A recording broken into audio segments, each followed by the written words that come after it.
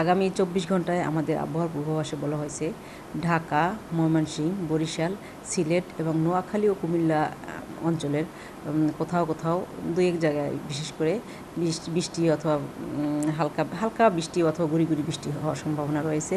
তো এছাড়া দেশের অন্যত্র সেখানেও ট্রেস বা খুবই কম বৃষ্টি হলেও হতে পারে। তো এই যে আজকে সারাদিন যে সূর্যের দেখা পাচ্ছেন আপনার যে প্রশ্ন ছিল, সেখানে হচ্ছে আজকে দেখা গেছে বাংলাদেশের একটা সাইডে মেঘ আছে, মেঘাচ্ছন্ন, আর একটা এলাকায় আছে কুয়াশা।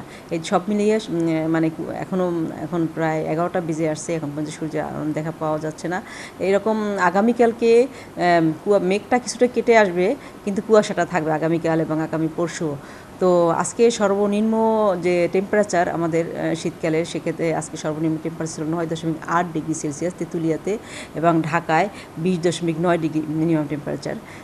তো এবছরের জন্য যে সর্বনিম্ন টেম্পারেচার জানতে চান, সেক্ষেত্রে এই বছরের মানে জানুয়ারি মাসে সর্বনিম্ন তাপমাত্রা ছিল 7.3 ডিগ্রি সেলসিয়াস, সেটা ছিল 10ই জানুয়ারি। তো এটাই আমাদের এই বছরের জন্য লোয়েস্ট টেম্পারেচার এখন পর্যন্ত। বৃষ্টির যে প্রভাবটা, সেটা আপাতত 5-7 দিনের মধ্যে, আজকেই 5-7 দিন না, 2-3 দিনের মধ্যে যেটা কথা, সেটা আজকেই বৃষ্টির একটা সম্ভাবনা সেটা, এবং বৃষ্টি অলরেডি হয়েও গেছে। কুমিল্লাতে আমরা 1 মিলিমিটার রেকর্ড করেছি সকাল 6টা পর্যন্ত, এবং 6টার পরে যদি যাই 6টা থেকে 9টা, সেখানে মাঝদিকুট অর্থাৎ নোয়াখালীতেও 1 মিলিমিটার বৃষ্টিপাতের রেকর্ড রয়েছে। তো এছাড়া আপনারা যদি শৈত্যপ্রবাহের কথা যেটা বলেছেন, এখন তো ফেব্রুয়ারি মাস এসে গেছে, এই ফেব্রুয়ারি মাসে তীব্র শৈত্যপ্রবাহের তো সম্ভাবনা কোনো রকমে নাই, তবে মৃদু শৈত্যপ্রবাহ হলেও হতে পারে উত্তরবঙ্গে বা কোনো এলাকায়।